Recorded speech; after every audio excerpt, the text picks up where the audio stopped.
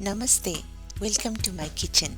Today I'm making Khasiko Masu, our favorite goat curry, full of flavor and full of spices and that homely taste we all love. I'm using a pressure cooker to cook the meat today, adding about 3 tablespoons of mustard oil and a few fenugreek seeds. That part's optional. Once the oil is hot, I'm adding some cardamom, cinnamon, cloves, 1 star anise and a couple of bay leaves. Next, I'm adding some chopped onions, about 2 large ones. If you like more gravy, you can add another half onion. Cook until they turn golden brown. Now I'm adding the diced goat meat. It's a little over a kilo. Mix it well and let it cook for about 5 to 6 minutes, stirring occasionally until it starts turning a little golden. That's when the flavor really begins to build. Once the water dries up, I'm adding the ginger garlic paste, about 2 tablespoons. Fry it for a bit just until the raw smell goes away. Now let's add the spices. A little turmeric, red chilli powder to taste, cumin and coriander powder and some salt to taste. Mix everything well.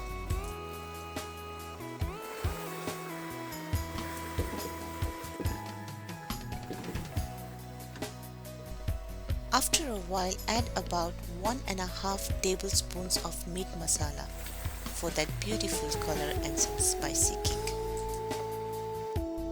Now it's time for the tomatoes.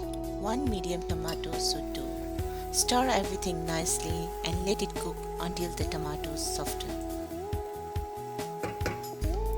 Next, I'm adding some hot water.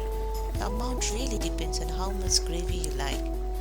My kids love Khasiko Masu jhol, so I'm adding a little extra today. Now close the pressure cooker lid and let it do its magic.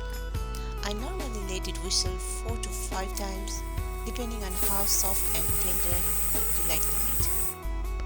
Once the pressure releases, open the lid carefully. Give it a good stir and let it cook uncovered for a few more minutes.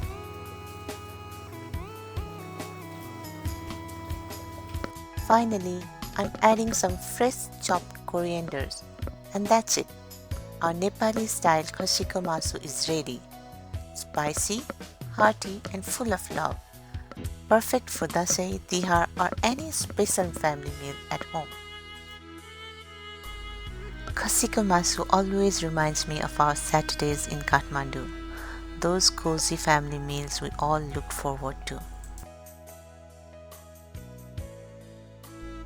Thank you for watching. If you enjoyed this recipe, don't forget to like, comment and subscribe for more Nepali home style dishes. See you in my next video.